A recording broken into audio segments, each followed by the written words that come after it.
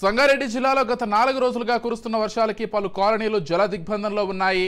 వరదలో చిక్కుకున్న కాలనీలను వైద్య ఆరోగ్య శాఖ మంత్రి Damodar Rajanarasimha, TPCC working president Jaggareddy పరిశీలించారు.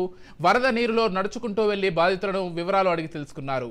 ఎర్రగుంట వాగును తిరిగి పునరుద్ధరించడానికి ప్రయత్నాలు చేస్తామని మంత్రి దామోదర్ రాజన్న తెలిపారు.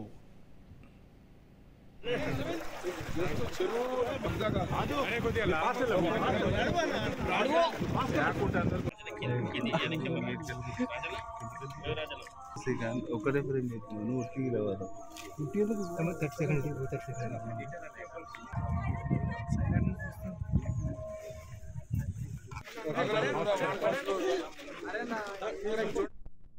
పక్కకు కొత్త కాలనీస్ వచ్చినాయి. శ్రీచక్ర కాలనీ వచ్చింది, తర్వాత ఇతర కాలనీ వచ్చినాయి. ఈరోజు మన వర్షం వల్ల సుమారు 120-130 ఇళ్లకు నీళ్ళు వచ్చినాయి. 1 ఫీటు 2 ఫీటు 3 ఫీట్ల నీళ్ళు వచ్చినాయి.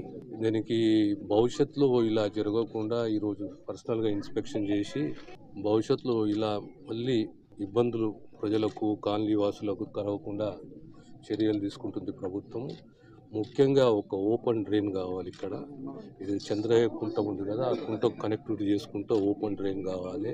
మళ్ళీ భవిష్యత్తులో ఇలాంటి పరిస్థితులు పునరావృతం కాకుండా ప్రభుత్వం అన్ని చర్యలు తీసుకుంటుంది. కాలనీ వాసులతో కూడా విజ్ఞప్తి చేస్తున్నాము, మీరు నిర్భయంగా ఉండండి.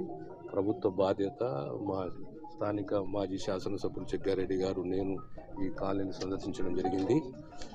భవిష్యత్తులో మళ్ళీ ఇలాంటి పరిస్థితులు పునరావృతం కాకుండా తగు చర్యలు ఇరిగేషన్ డిపార్ట్మెంటే కానీ మున్సిపల్ డిపార్ట్మెంటే కానీ తగు చర్యలు తీసుకుంటాం.